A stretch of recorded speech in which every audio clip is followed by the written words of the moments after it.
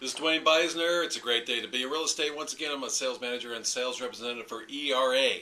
For my quote of the day from the great John Wooden, talent is God-given, be humble. Fame is man-given, be grateful. Conceit is self-given, be careful. For the joke of the day, cannibals capture 3 men.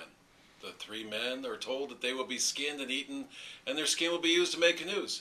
Then they're each given a final request. The first man has to be killed as quickly and painlessly as possible. His request is granted. They poison him. Then they skin him and keep his skin for the canoe. Second man asks for paper and pen so he can write a farewell letter to his family. This request is granted, and after he writes his letter, they kill him, saving his skin for the canoes. Now it's the third man's turn. He asks for a fork. The cannibals are confused. But it is his final request, so they give him a fork. As soon as he has the fork, he begins stabbing himself all over and shouts, "To heck with your canoes." So, for the business tip of the day, keep in mind that networking is about being genuine and authentic, building trust and relationships, and seeing how you can help others. Think about that. So, for my social commentary, I had to say something about the Lakers. Wow. Is it me, or does sometimes it seems like the fans get more upset and emotional than the Lakers do themselves? Well, thank God the series is even, but there's still up to 5 games left to go. But looking at the season and the coaching and the talent, really, it should be all Lakers for these finals, but we'll soon find out. But seriously, on a serious note, I was saddened by the loss of the greatest sports coach of all time, the incredible John Wooden, passed away at 99 years old. By the way, if you'd like a copy of his Pyramid of Success, then please email me and I'll send you one. For America's 5 Best Places to Raise a Family 2010. In case you're thinking about raising a family, you're not sure where to go, here's a little story. When Amelia Hamilton Morris and her husband William were starting a family, they had to choose between living in Iowa, where his family had settled 3 generations earlier, or her native Houston. They eventually decided to raise their children in Iowa's capital city of Des Moines, because it boasted good schools, affordable housing, and a strong sense of community. 2 children and 17 years later, they are still enthusiastic about their decision. The perks that attracted them to Des Moines are among the reasons that tops the list of the best places to raise a family. Its young population is more likely to graduate high school than in other cities, and life for most families is safe and affordable.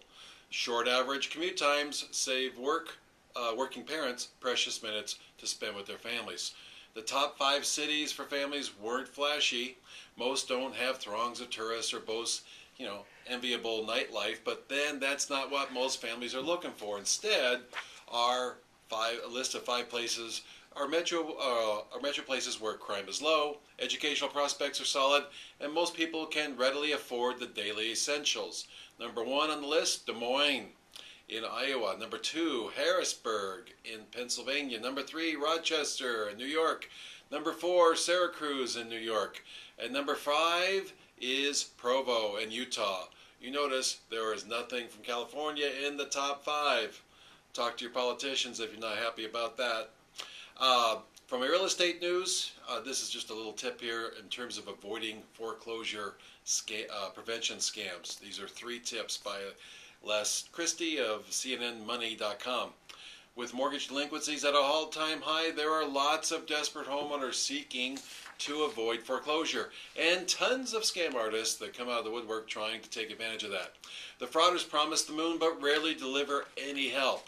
Okay, for scam artists, the all-time high foreclosure rate is an opportunity in the same way that pushing toxic subprime loans was during the housing boom, said Beryl Gear, CEO of Neighborhood Housing Services in New York. From October through the end of April, community development groups handled more than 10,000 reports of foreclosure prevention scams, and that was just in New York area. Gear said that alert consumers can identify fraud from legitimate help if they're aware of these 3 telltale signs. First of all, avoid anyone who asks for a fee in advance. If you pay them these fees, which can range from as little as $1,000 to as much as $5,000, that's probably the last you'll ever hear from them. Most never even go through the motions of talking to the lenders or trying to help work out modifications. Also, another tip, if they tell you they can guarantee that your foreclosure will stop, nobody can do that, especially before they find out more about your individual circumstances. Number 3, if they urge you to stop making your mortgage, or stop paying your mortgage, I should say, and pay them instead. They're trying to add to the money that they already bilked out of you by keeping up the pretense of trying for modification. Many community groups, including those affiliated with Neighborhood Works, offer expert free help for homeowners, but they often don't have the funds to advertise their services. It's easier for the scammers to invest in flyers, mailers, even internet and TV advertising to get their message out there. So be careful. This is Duanebeisner signing off. Happy trails to you as always. Proud to be an American. Thank you for watching.